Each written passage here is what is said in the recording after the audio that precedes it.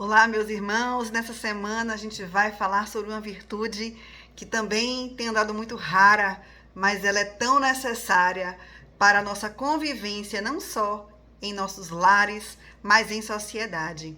É a pequena virtude da pontualidade. Me diz aí, você é pontual? Ou você é da turma dos atrasadinhos, dos que se organizam para se atrasar? Então vamos hoje conhecer e entender a importância dessa virtude, que é a pequena virtude da pontualidade. E no capítulo sobre essa pequena virtude da pontualidade, o autor começa nos dizendo: a pontualidade é uma virtude que se integra na virtude mais ampla da exatidão. A palavra exato deriva de um particípio latino que significa acabado ou ainda executado, de acordo com um modelo ou uma regra. Falamos de uma reprodução exata ou de um cálculo exato. Um trabalho exato é um trabalho feito com cuidado, assim como um relato exato é uma descrição precisa e objetiva. Esse cuidado e essa precisão caracterizam o homem pontual, que em cada momento faz o que deve. E aí eu quero falar aqui de algumas experiências que eu tenho com relação à pontualidade.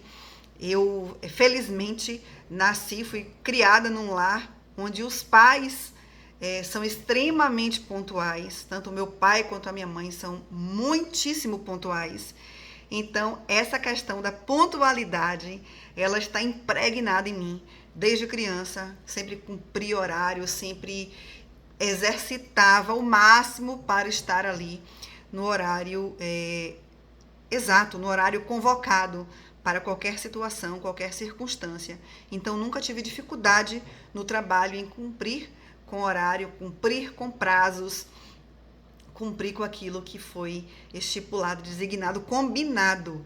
Então, hoje a gente vive numa sociedade onde a gente marca um horário, por exemplo, numa consulta médica às 15 horas, e raríssimas exceções somos atendidos no horário. E parece que se relativizou essa questão, essa virtude da pontualidade. Atrasa-se o outro, se atrasa, e é como se a vida seguisse normalmente, não tivesse nenhum problema. E a gente banaliza o tempo do outro. Esse tempo que é sagrado, né? Esse tempo do outro que se programou, que se preparou para estar no lugar e fica ali à disposição, esperando alguém que se atrasou, que se atrasa com frequência e que não está nem aí para essa virtude. Como é que a pontualidade não há de ser uma virtude, se ao contrário, a impontualidade é um defeito terrível? E eu confirmo aqui o que o autor fala, porque eu me sinto muitíssimo incomodada com pessoas impontuais. E é uma luta, né? A gente conviver com alguém que não tem essa questão da pontualidade bem estabelecida. Basta que se atrase o jantar, ou que seja necessário esperar por um retardatário, para que a atmosfera do lar se carregue de eletricidade. A tensão está estabelecida quando as coisas não estão caminhando na sua pontualidade, na sua ordem. Pode acontecer-nos, é claro, que uma vez por outra esqueçamos a hora, calculemos mal o nosso tempo ou sejamos retidos por um incidente imprevisto. E isso acontece com cada um de nós. Isso é passível de acontecer com todos nós. Uma exceção é tolerável, mas as pessoas que se atrasam habitualmente são verdadeiras calamidades. É esse termo que ele usa aqui para os impontuais. Essas pessoas são verdadeiras calamidades. Elas não atrasam assim as suas próprias vidas apenas. Elas atrasam tudo o que está no seu entorno. Porque vivemos em sociedade e a atitude de um acarreta numa atitude para o outro. A pontualidade implica uma falta de caridade. A impontualidade implica uma falta de caridade e muitas vezes de justiça para com o próximo. A criança que não volta para casa à hora combinada causa à mãe uma preocupação que deveria poupar-lhe. Se é conveniente fazer esperar um superior, fazer esperar um subordinado denota uma sem cerimônia que sempre magoa. Em qualquer caso, o retardatário faz com que os outros percam um tempo que poderia ter sido aproveitado melhor. A impontualidade encerra uma grande dose de egoísmo que deveria obrigar-nos a pensar. E já que é para nós tão desagradável ter de esperar, esforcemo-nos por não fazer esperar os outros. Não fazer esperar a mãe ou a esposa que olha para o relógio, temerosa que a carne asse demais. Não fazer esperar o cliente que precisa com urgência da mercadoria que encomendou. Não fazer esperar o fornecedor que precisa do dinheiro da sua fatura. E, em geral, não fazer esperar um serviço que se prometeu. Diz um provérbio: quem dá pressa, dá 2 vezes. E é importante que a gente reflita sobre essa questão da pontualidade e como ele sempre traz, o autor sempre traz o contraponto à impontualidade, que não causa um prejuízo somente a nós, mas como eu já falei, aos outros, aqueles que nos cercam. O excesso de trabalho e a dispersão prejudicam a qualidade da ação. Muitos pensam que trabalham quando o que fazem é agitar-se.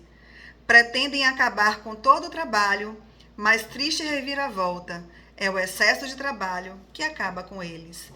Muitas vezes, a impontualidade é fruto de uma desorganização pessoal muito grande, de não estabelecermos uma rotina e termos uma disciplina para direcionar o nosso dia. Diz a música que disciplina é liberdade, e eu acredito que seja mesmo.